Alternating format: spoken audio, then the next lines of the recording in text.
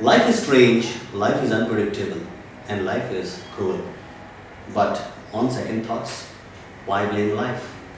Life is what we make of what is given to us. And the fact of life is that everyone is not given in equal measure.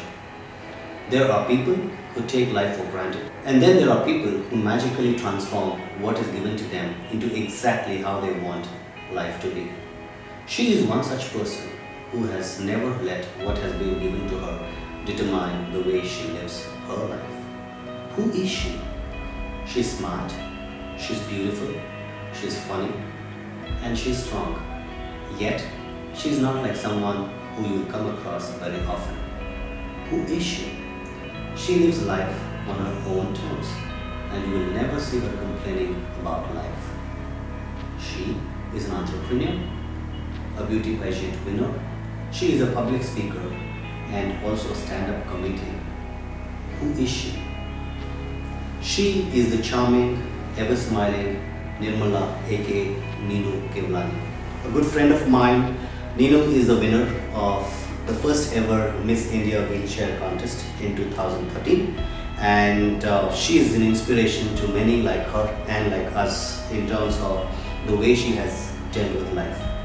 What distinguishes Neenu from others is that her positivity and the pragmatism with which she lives her life. So Neenu, thank you so much for coming over and being my guest. Thank you, Anand. It's a pleasure. So let's know who is Neenu and how would you define Neenu, the person behind the face, the personality behind who you are. I'm a dreamer.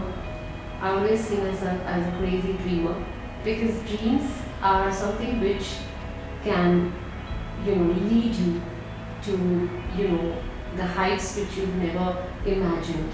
And if we, do not have dreams, if we do not have desires, you could be just stagnating in your life. So in that sense, yes, I'm a dreamer and a go-getter. And on the flip side, people say, "ये तो बड़ी जिद्दी है." So whether you call it a go-getter, give it a nice name, or you call me stubborn, that's up to people. I would like us to take a step back, Neenu, and talk about your early years. How were your growing years? How was your childhood? Everything that made you who you are as a child, as a teenager. I used to live in Mahim, and I used to live in an apartment which had no lift in those days. We had only 4-story buildings, and obviously life is not easy. And my school did not have a lift as well, so every day I had to be carried in arms up and down the 4 floors and 2 floors of the school. So accessibility was a big issue, mobility being absolutely restricted, and throughout childhood, my growing up years rather, so it was my schooling and my treatment, my therapy was all happening parallelly. So it was the most toughest phase for more than me, and I think I should say for my parents, for my family, because they had to really be gritted to stick to it, because there were times when one could have easily given up. There were people who would advise you like, क्या करना है इसको पढ़ा के, now she's in 8th and 9th standard, she's already grown up, it's so difficult to carry her, तो उसको घर पे बैठाओ, सिलाई बुनाई कराओ, बेटी है, लड़की है, ऊपर से she's disabled, so why do you need to educate her? But I think I'm most blessed to have a very open-minded and very determined parents who were like fighters, and they stuck to their guns, and my dad said, nothing doing. I'm going to do everything possible that I can to at least give her the basic schooling, and we'll take it up from there after. And that's about it. And then after schooling, luckily for me, we moved to a place, to an apartment, a building which had an elevator. Now that really brought around a complete U-turn in my life. I could complete my higher education, I could complete my graduation because of that, and I could pursue different careers, I could pursue different career options.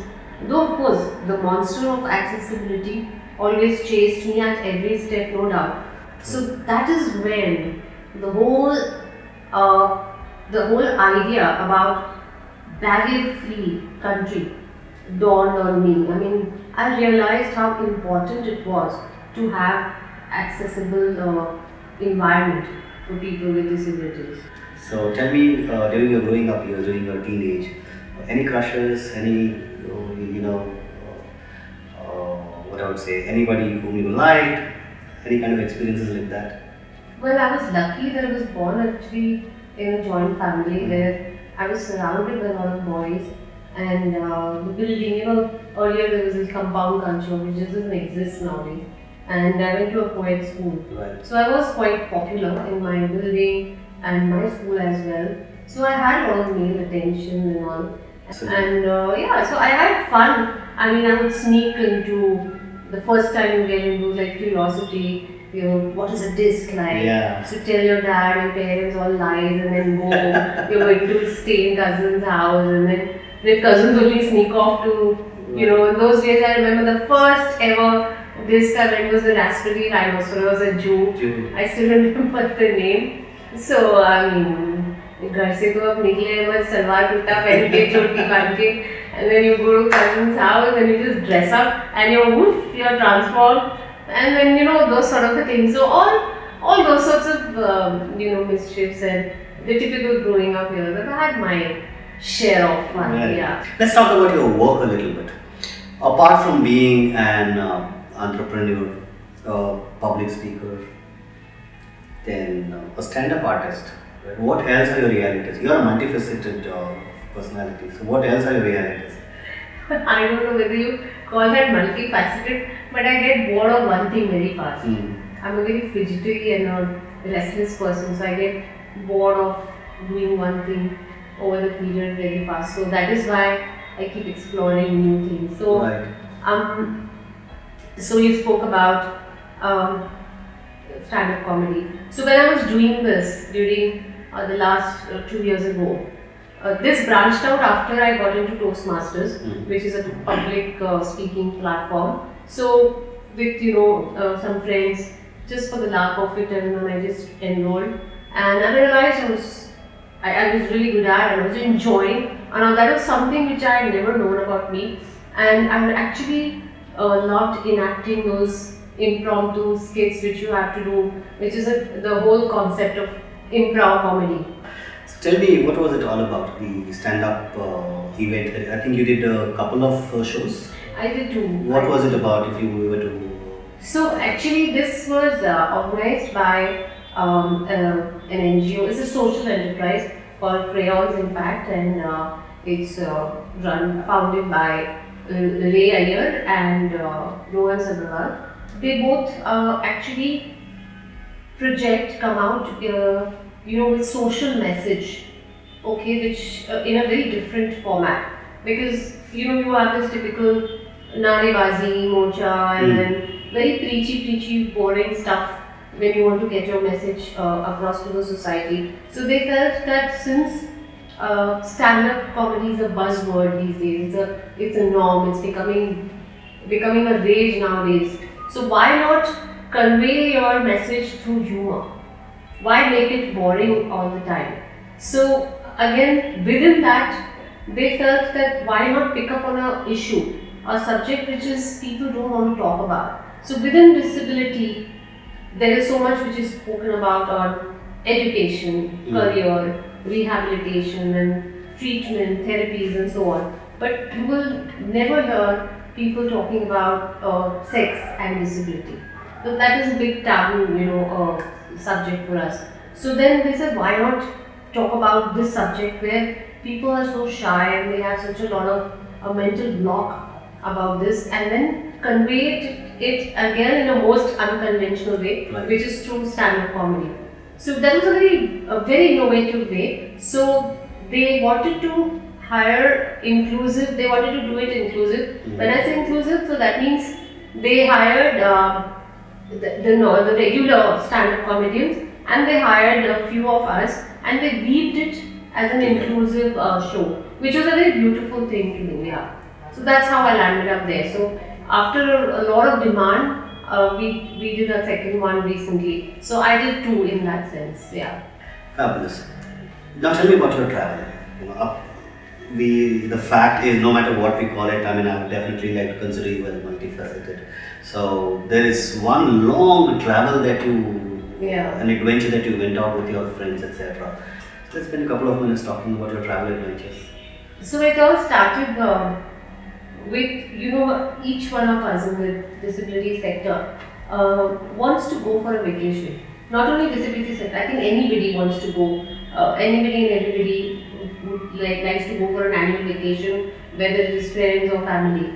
So for people with disabilities, it becomes very challenging because none of our tourist destinations in our country are accessible to wheelchairs, walkers, or whether it is tourists with visual impairment or speech impairment, hearing impairment. So there is so much lacking in our tourism sector. So what we felt, a few of us who really have passion to travel, that why not do something about it. So the four of us in 2011 set out on a record-breaking journey by road, and we traveled the whole of India. We covered 28 state capitals by road, and we passed by 40 cities along the way, and we traveled non-stop for 84 days. Wow. And we covered 19,000 kilometers by road. So we touched each and every state capital, and the purpose was very clear. The object was to promote tourism for people with disability, for people who are senior citizens, and temporarily injured and pregnant women. It's a large bracket of people, or population rather, who would love to go there. Even senior citizens, Right. इतने सारे वो pilgrimage है, धाम है, वहाँ जाने वाले 60-70% senior citizens होते हैं. But you will find that these places are most inaccessible. True. पहाड़ के ऊपर चढ़ के जाना है आपको, देवी का दर्शन लेने, और पहाड़ से उतर के जाना है, वहाँ पे भगवान मिलते हैं. I mean, it's ridiculous. Right. Somehow, barring Maharashtra, all other states somehow religion के नाम पे खुद के ही rules बना रखे हैं कि wheelchair अंदर नहीं Not आएगा. allowed. आप wheelchair बाहर रखे आप. अब wheelchair बाहर रखे आदमी अंदर आएगा कैसे? बोले वो आपका प्रॉब्लम है, आप क्रॉल करके आओ, कुछ भी करो. This is what they say. Yes. Heartless, total heartless. We've been thrown out. We have sat outside our temple the whole night till dawn. We've not moved from there, but nobody has come and helped us. It's very different when you travel in Maharashtra. It is the only state which allows a wheelchair. They help you. You go to Siddhivinayak, they have a separate entry for wheelchair users, for senior citizens, where you will get your darshan very smoothly, and you can do all your rituals very nicely. We spoke about the difficulties that you faced during your travel, right? And these are specifically related to places of worships, etc. But let's talk about those day-to-day places that people visit, like airports, buildings, bus stands, stations, etc. What are some challenges that disabled people, especially people on wheelchairs, face? So, day to day, starting from morning, like how any one of us would jump out of the bed and go out, whether it is for school, education, college, or whether if you're working, so your workplace.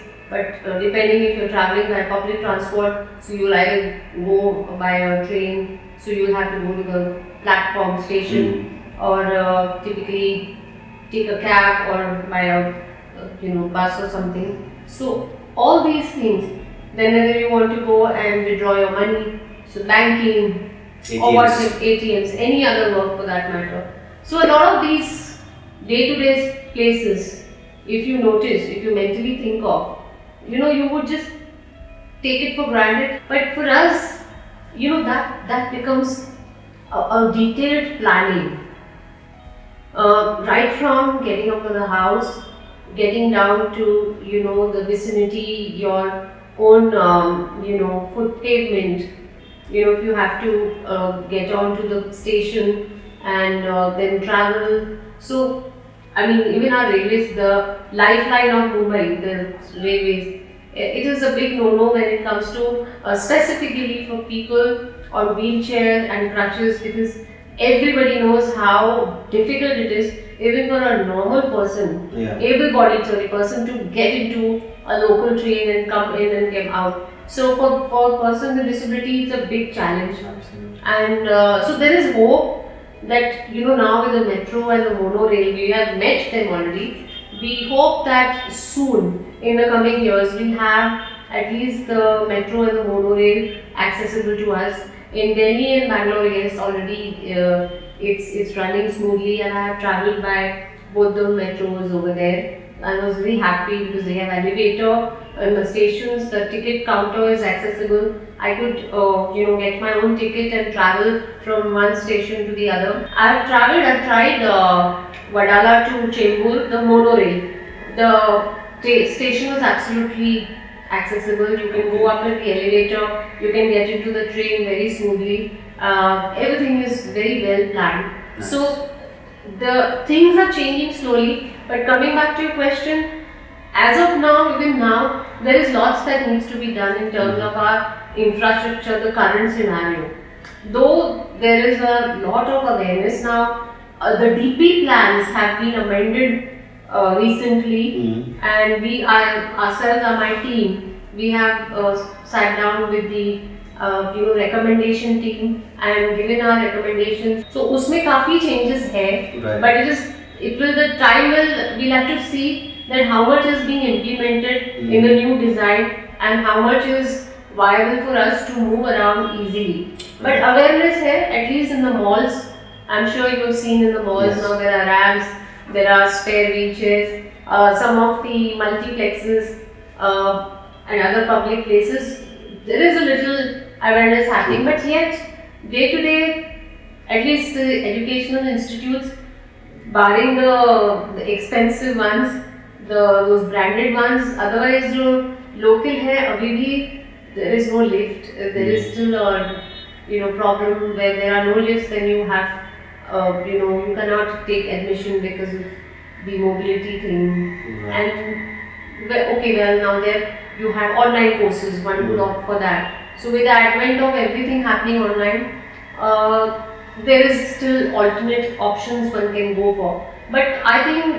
that should not be something which you can sit back and say, okay, now you can opt for that, because Right. there has to be access.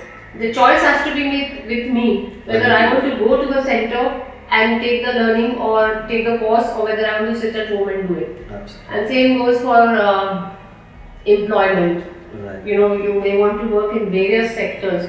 Like when I was after college, I did voiceover course, and I was so excited and appreciated for my voice and everything. I knocked a lot of production houses.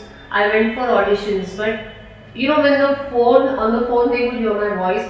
Even when they would hear my demo cassette, they would love the ads which I did. But the moment they would see me in person, there was a complete mental block.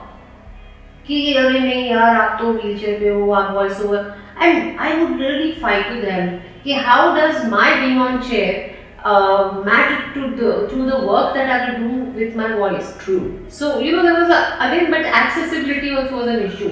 I mean, some people who wanted to give me a chance, but their studios were not accessible. Right. And then I realized that how much not having an access can impact a person's choices. True. A person's choice to do something different. Yeah. So on one side, is the tactical issue related with accessibility, or all that you spoke just now. On the other side, there is also bias and discrimination that comes out of a mental and unconscious bias, etc. Any stories that you have where you have faced situations where it's a matter of discrimination or bias beyond the tactical aspect? Where people treated you in a different way. So I think as in a society, people may be really surprised, but the gender discrimination too hai, even today. But women with disability are marginalized within the discriminated within the discrimination. Because A, you are a woman, and again within that you are disabled. So that does become a disadvantage in many places even today. As far as I'm concerned, luckily I don't really remember anything so very drastic that where I was discriminated, because having been born and brought up in a most cosmopolitan and this thing, the metro, the thriving metro like Bombay. I think I'm very lucky that as of till today, I've not really faced that way a discrimination. But yes, due to disability, comes a lot of this, doubts. People do doubt your capability on doing certain things. So you really have to prove yourself.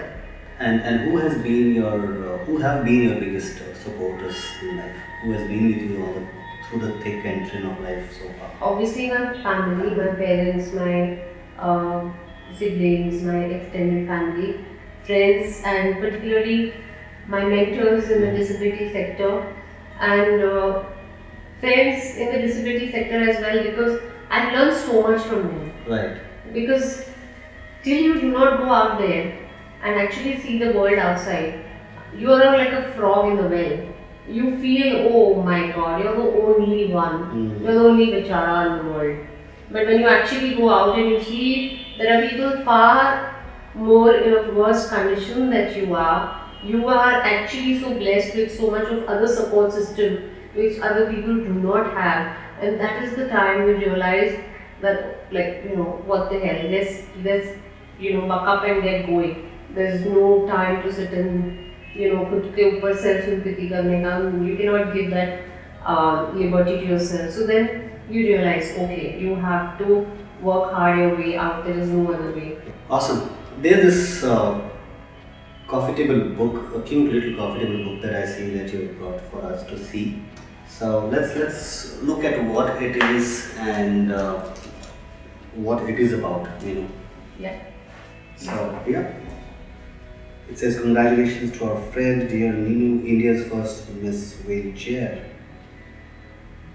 Let's talk about this experience. I think we have not had the chance to talk about this. How was this experience, and what made you participate in this, and what made you believe that you would win? Well, first of all, I did not ever believe it that I would. But yes, now that I have won, and it's a part of my sweet memory. Yes.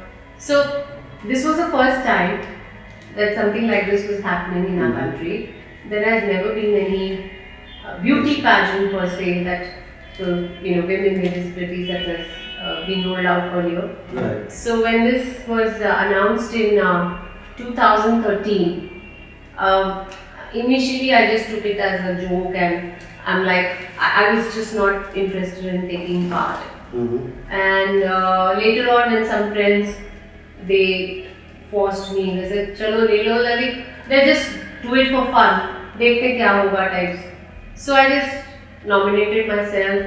I was selected among so many women who had nominated from all over the country, and out of that 14 were shortlisted. The whole process was exciting, right from which dress to what dress to stitch, and accessories and stuff like that. The typical excitement there, and again the backstage, there was so much of adrenaline rush happening, and yeah, it was fun. It was more of fun, and learning a lot from my fellow contestants who had come from various parts of our country. Each one was so pretty and so a go-getter. They had their own story. Everybody was so charged up and so pretty and radiating that particular evening. So at that point, it really did not matter who wins. Right. It was more about knowing different people, women specifically, and learning so much. So much of bonding was happening. So that was what actually mattered when I look back now. Thank you so much, Neenu. I think that was a really inspirational story, and simply because, and I'm not just saying that for the sake of lip service, but I was one of the guys who voted for you during the pageant. Thank you. Simon, thank you for that. So I really hope that you win, and I'm actually so glad that you eventually did. So Thank you. great. Now in this segment, I'm going to just read out a couple of statements, okay, Okay. that have been said by people. Really, people have said. This is not something that's a figment of imagination, but some statement that people have made about whatever kind, And I put these statements based on the kind of guests who are there on the show. So I'm just going to read these statements. You just need to react, give your reactions to these kind of statements. So one of them, it says, people with disabilities need to be given small or softer jobs that they are actually able to do. That way we are more sensitive towards them. No, I don't agree with that. You have to allow the person to prove themselves rather than you making preconceived notions or conclusions about us. I don't think that's true. Second one, and this is an interesting one. Okay, it says something like, "I wonder how sex lives of disabled people are. Do they really have one?" Oh, of course. It's more exciting than I think you would ever imagine. Of course, we have a lot of very wild and exciting sex life. Yeah. Where does this come from? Where do you think this kind of statements or this kind of mindset comes from? I don't know where they originated, but जैसे कि वो अभी भी बहुत ही पिछड़े हुए interiors में आज भी डिसेबिलिटी को कर्स मनाया जाता है. Right. People are actually, children are chained. Sometimes they are even female. The aborted. जब आपको पता चलता है कि the child being born would have some disability, parents didn't take that drastic step. So even today there is all those norms do exist, maybe though they don't come out that in open. But in this scenario, of course, there are a lot of these orthodox, narrow-minded, mindsets, attitudes which do prevail, and they really impact in a very bad way on each one's life. So where it comes from, I don't know. Suni sunai. Maybe Indians are very good at just blindly following something rather than understanding the logic behind it. So Neenu, I think it was an amazing discussion that we had, and it's really truly inspiring to see the sheer positivism with which you lead life. So thank you again for accepting the invitation, and I have a little something to give you as a part of the show and as an acknowledgement towards your efforts and to you accepting the invitation. So I got a little something for you. Oh God. Shri, There this you is like, I feel like. This was a surprise, wasn't it? Coffee with Shri, what should I say? Feels like An evening with Shri Evening and with Shri. I know. Yeah. This is, thank you so much. This is a very good surprise. Thank you so much. Thank you so much. So to wind up, all that I can say is that every woman, and especially every disabled woman around the country, around the world, you are a true inspiration for them. You are someone who I would say leads by example. You are just not beautiful, you're just not charming, you're just not, I would say, amiable, but you are everything that one would aspire to have in a person who is closest to them. And you are an entrepreneur. I don't know, I've lost count of who you are and what defines you, but all that I can say is you are just you. You are Neenu, and there is no better way than expressing the person that you are. Thank you so much. So really appreciate the time that you spent. The Thank you honor so was much. mine. It was my pleasure, Audrey. Thank you so much, and congratulations once again, and wish you all the best for your this show. Thank you so much.